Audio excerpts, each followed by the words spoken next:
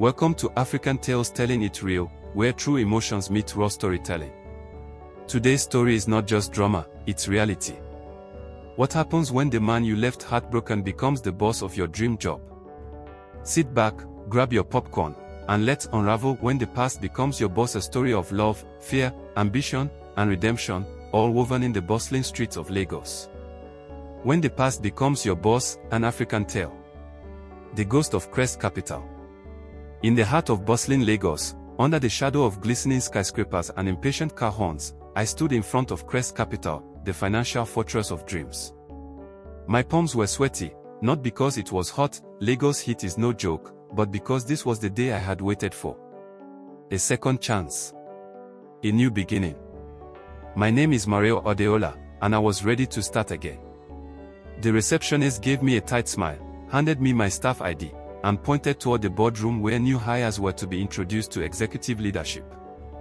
I adjusted my white blouse, smoothed the hem of my navy blue pencil skirt, and walked in, only for my breath to catch like a trapped bird in my throat. There he was. Lanre. Older. Sharper. Still devastatingly composed. He sat at the head of the boardroom table in a charcoal navy suit, his face a sculpture of restraint, his fingers stippled like a man about to play chess with fate. My fate. His eyes locked on me the moment I entered, and I knew he knew. "Miss Ode, we've been expecting you," he said. Not with warmth. Not even recognition. Just detachment, coated in irony. The other executive smiled. I smiled back. But inside, my world was spinning. 5 years ago, Lanre and I were inseparable. Lovers that made people sick on Instagram. Every caption was poetic, every date a fairy tale. He proposed with a simple ring and a complicated promise, forever. And I ghosted him. No goodbye. No explanation. Just a message. "I'm sorry. I can't do this anymore. Please don't call." Then I blocked him. Switched SIM cards. Moved to Ibadan. Told myself I was doing the right thing, preserving both of us from the disaster I would become. He loved too deeply. I was too broken to receive it. But I never expected to see him again.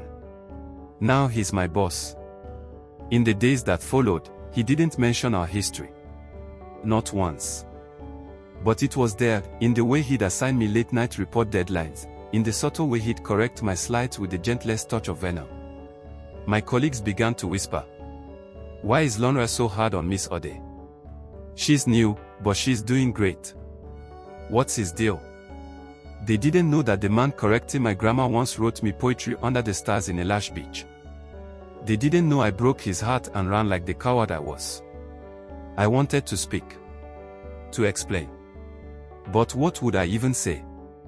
How do you apologize for disappearing? So I stayed quiet. I showed up early, stayed late, executed every task with machine-like precision, trying to earn back what I didn't know I had lost. One Friday evening, after submitting a complex financial pitch deck, I stayed behind to catch my breath in the hallway. He appeared behind me like a whisper. "Miss Ode," he said, voice smooth but tight. "You forgot one thing in your report." "What?" I turned quickly. He stepped closer. Not menacingly. Not kindly either. Just present. "You forgot to include why you left without a word." My heart slammed. He turned and walked away, leaving the echo of that sentence hanging in the air like smoke. And that's when I realized he wasn't going to ignore the past forever. The storm was coming. And I was right in its path. Beneath the smoke, fire in the boardroom.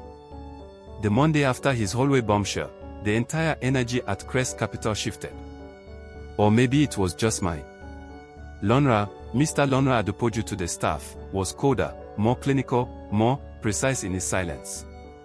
But his eyes, those deep-set, commanding eyes that once stared into mine as if I were the only woman alive, now followed me like a predator watching its prey, with patience, calculation, and a cruel glint of satisfaction. He hadn't forgotten. Worse, he hadn't forgiven. Our team was preparing for the biggest investor pitch of the quarter. The room buzzed with tension, ideas flying, coffee cups clinking. I was assigned lead strategist.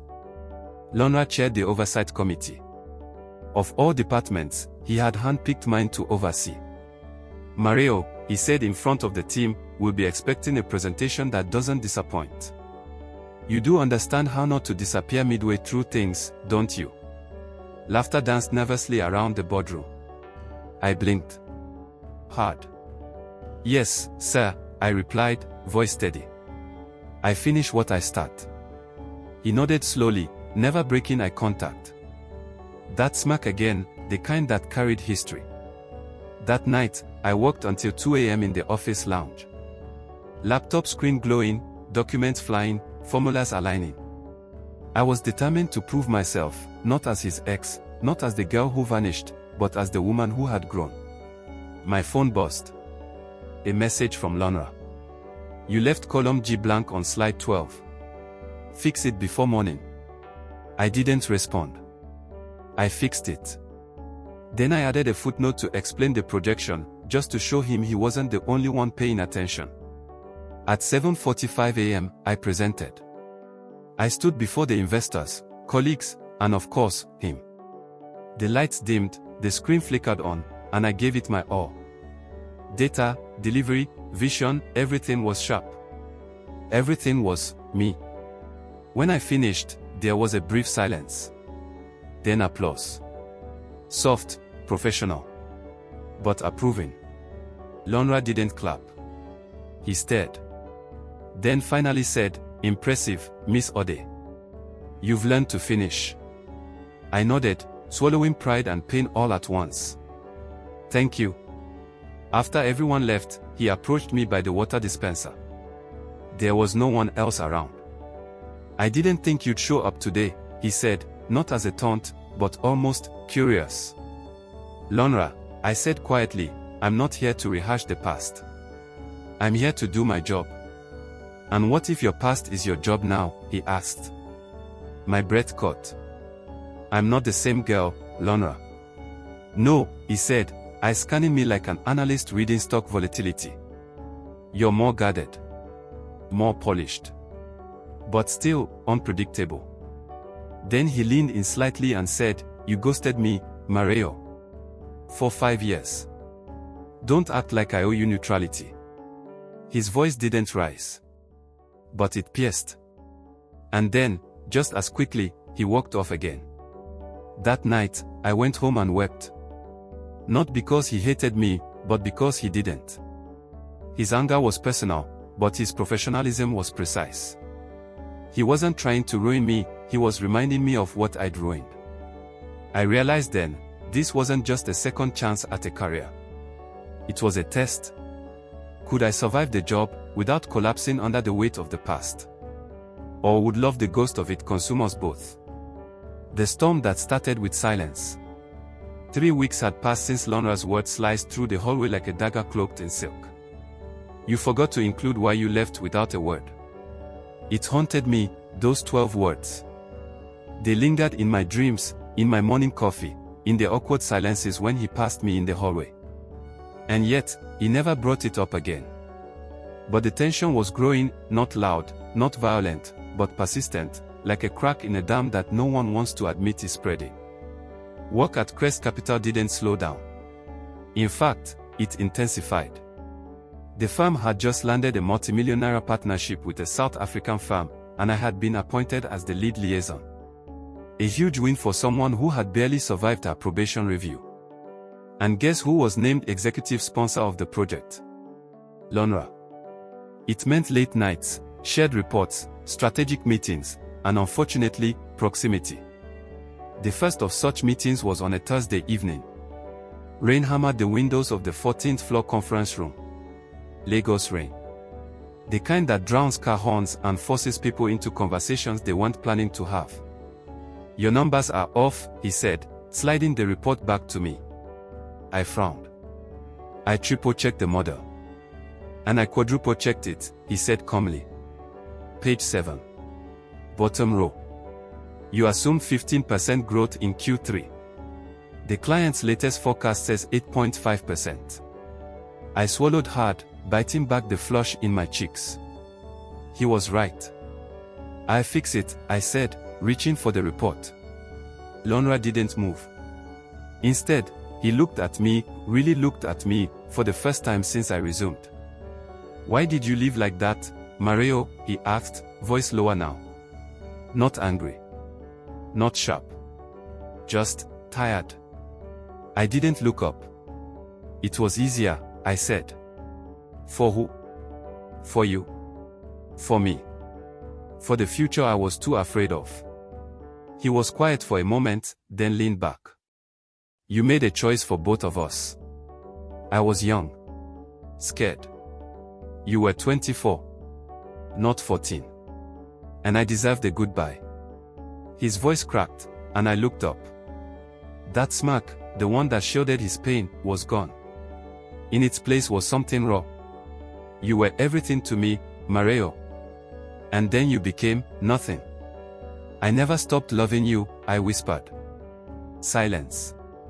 He rose from the chair and walked to the window, arms crossed.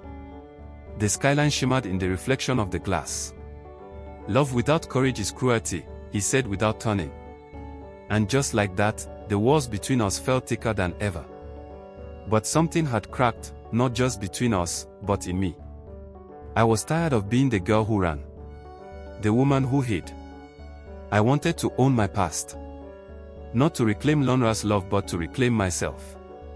The next morning, I requested a private conversation with HR. "Is everything okay, Miss Ode?" they asked. I paused, then exhaled. "I'd like to be transferred out of the South African project. I believe another executive sponsor would be a better fit for neutrality." They were stunned, but I stood firm. Because if I was going to face the storm I created, I needed to stop seeking shelter in professionalism. I needed to walk into the eye of it and see what was left standing when it passed. When fire meets frost. It was a quiet Friday, too quiet. In the heart of Lagos, Fridays are usually electric, offices buzzing with end-of-week adrenaline, traffic choking every major road, and food vendors pushing out bowls of jollof rice like they were life jackets. But inside Crest Capital, the atmosphere was still. Almost expectant. I was wrapping up the quarterly performance projections, a task Lanre handed to me with a raised brow and the faintest smirk, as though daring me to fail. I didn't. In fact, I surpassed expectations. My line manager, Mrs. Soloko, even forwarded the slides to the partners with a glowing note. Still, Lanre said nothing. That evening, after the office cleared out, I remained behind again. Not because I had work, but because avoidance had become easier than facing my own home, where silence awaited like an old friend. Then the email came. Subject, debrief, South African Liaison Report. Time, 8:30 p.m. Location, Lanre Adebayo's office. I blinked at the screen. Was he serious? I stared at the clock, 8:17 p.m. I considered ignoring it. But curiosity and guilt pushed me. Lanre's office was on the top floor, modern, masculine, and overwhelmingly minimal. Glass table. Dark leather chairs. A whiskey decanter untouched on the corner shelf. It felt more like a throne room than a workspace. I knocked. No answer. I pushed the door slightly. He stood by the window, hands in his pockets, gazing out at the city lights like he was searching for something lost in the chaos. "You're late," he said without turning. "It's 8:30 on the dot." That's late in my world. I didn't respond. He turned slowly, eyes scanning me from head to toe. Not lustfully. Not even critically. Just assessing. Like I was a report he didn't trust. "You did well," he said finally, pointing to the folder on his desk. "Thank you," I said, surprised. But nothing," he said, walking toward the desk. It was clean. Impressive, even. My brows furrowed. Praise from Lanre. Was the word ending? He sat, leaned back, and laced his fingers behind his head. "Why Crest Capital, Morayo?" The question caught me off guard. Because it's the best. And I needed a fresh start. He tilted his head. Fresh start. Or unfinished business. I looked away. The lights from the streets below painted his face in shades of gold and shadow. I didn't know you worked here, I said, barely above a whisper. He smiled. A cold, closed-lipped smile. But you stayed. Even after you found out. Silence again. You think I'm punishing you, he said. Aren't you? No, he said. If I wanted to punish you, you wouldn't last a week. That hurt more than I expected. He stood and moved closer. But I am disappointed, he added. In me. In who I thought you were. That broke something in me. I was 24, Lanre. You wanted marriage, and I was still figuring out who I was. I didn't leave to hurt you. I left because I thought I'd destroy you. His expression didn't change. And ghosting me was the better alternative. I was wrong, I admitted. But you have no idea how scared I was. He nodded slowly. And you have no idea how broken I was after you left. That silence, heavy, honest, wholly sat between us like a truth too large to move around. Then, for the first time, Lanre's voice softened. I'm not the same man you left, Morayo.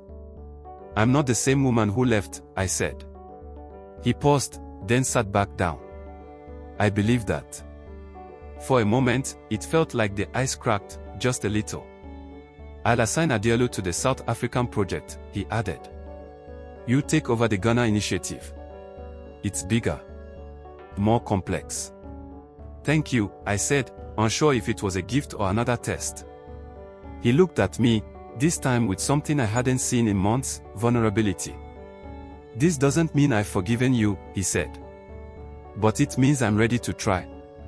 I nodded, swallowing the emotion rising in my throat. Sometimes, fire and frost don't destroy each other. Sometimes, they melt into something new. The undoing. 3 days passed after that late-night meeting in Lanre's office. He hadn't assigned me any new projects since, no criticism, no jabs, no sarcastic Miss Ode. Just silence. And somehow, that silence was louder than anything he had ever said. I sat in my cubicle, staring blankly at my screen, trying to work, but the tension inside me was like a clenched fist.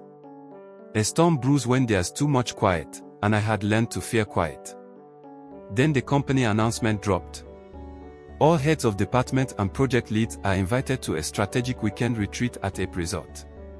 Attendance is compulsory. Transportation provided. And right there on the email chain my name. My hands trembled. Ape. Lanre and I had once spent a weekend there when we were still together. It was our secret getaway, the place where he taught me how to float in a pool, where I first told him I might love him. Now, we were returning, but not as lovers. As colleagues. As strangers wearing the masks of professionals with unresolved history. The bus ride to Ape was long, and Lanre didn't say a word the whole trip. He sat at the back, scrolling through his phone, giving off an aura of emotional bulletproofing. I hated how he could do that. How he could shut me out so easily, while I was internally falling apart. The result was breathtaking, lush greenery, palm trees swaying in the breeze, birds echoing joyfully in the background. My colleagues took selfies, laughed, explored. I barely spoke. That night, after dinner, I took a walk toward the garden. And then I heard his voice. Still afraid of the dark? I turned, and there he was, standing beneath a lone lamp post, hands in his pockets, shirt sleeves rolled, face unreadable. I'm not, I lied. He took a few steps closer. You used to hold my hand whenever we walked at night. I was younger then. No, Morayo. You were braver? That struck something in me. Because it was true. I was braver then, braver to love, braver to dream, braver to let someone in. I didn't ghost you because I hated you, Lanre, I whispered. I ghosted you because I hated how much I needed you. He raised a brow, surprised. I felt like I was drowning in us. You were perfect. I was a mess. You had plans. I had panic attacks. You were ready for forever? I was terrified of tomorrow. I didn't know how to say all that, so I ran. He looked away, pain flickering briefly across his features like lightning behind clouds. You should have told me, he said. I know, I said. But I was scared that if I said it out loud, it would ruin everything. So instead, I ruined it silently. Silence. Then he laughed bitterly. You know, the day I got your message, I was in traffic on 3rd Mainland. I reread it 12 times. Then I drove straight to your apartment. It was empty. I looked down, guilt squeezing my chest. I sat in front of your building for hours, hoping you'd come back. Then I went home, deleted every picture we ever took, every chat, every voicemail. I thought I hated you. But I only hated how much I still wanted you. The pain in his voice was raw, not cold, not manipulative, just wounded. He took a step closer. But I'm not the same man anymore, Morayo. And this, us. It's over. Whatever it was, it's gone. I know, I whispered. But I had to hear you say it. I nodded. And in that moment, under the warm glow of the garden lamp, something shifted. Not a reconciliation. Not forgiveness. But release. We stood there for a while, two people who had loved and lost, not because love failed, but because fear won. He walked away first. This time, I let him. And for the first time in a long while, I didn't feel like running. New skin, old scars. Monday morning came with the usual Lagos madness, honking downforce, shouting bus conductors, and skies that threatened rain but held it hostage. But inside me, it was calm. It wasn't peace, not yet. But it was the beginning of it. A strange quietness where shame used to live. At Crest Capital, I walked into the office building like I had earned it, not just the job, but the air I breathed. I greeted the receptionist with a genuine smile, nodded at the interns, and went straight to my desk. Lanre was already in his office. I didn't check to see if he looked my way. I had spent 3 months walking under the weight of our past.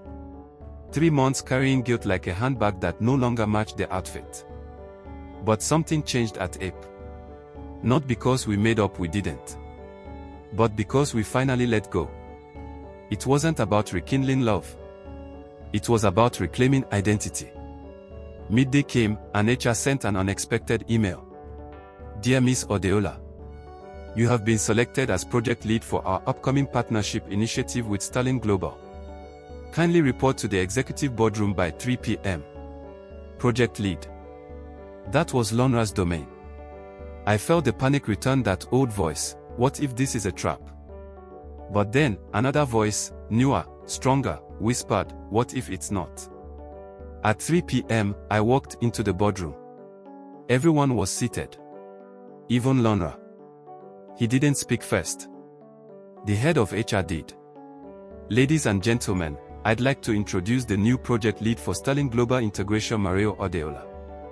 There was polite applause. I swallowed the lump in my throat. Lanre didn't clap. But he didn't scoff either. After the meeting, as people filed out, he stayed back. Just me and him again, like fate enjoyed these reruns. He looked at me, arms crossed. You deserve this role, he said quietly. You've earned it. I blinked. Thank you. A pause. Morayo, he said, using my name, not Miss Ode. I meant it when I said I wasn't the same man. I know, I replied. I'm not the same woman either. Another pause. He smiled, just barely. But it was real. I wish you the best, he said, picking up his files. You too. He walked out. This time, I didn't feel abandoned. I felt released. 6 months later, I was leading teams, mentoring interns, flying out for partnership presentations. The ghost of our past. Buried and honored. Lanre eventually transferred to the firm's Johannesburg branch. We exchanged polite messages now and then, no tension, just gratitude. Not every love story ends in marriage. Some end in growth. Some end in leadership. Some like ours end in understanding that timing, not love, broke the bond. And in Lagos, under skies that still threaten rain but gave sunshine, I learned to love my life. Even the broken parts. Especially the healed ones. What would you do if your past stood between you and your future? This is just one of many African tales that reflect our truth. If you've enjoyed this episode, don't forget to like the video.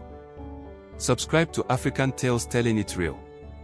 Turn on the notification bell so you don't miss episode, insert next episode number. And drop your thoughts in the comments. Was Morayo wrong to run? Or did life just happen? Until next time, stay real, stay rooted, and keep telling your story.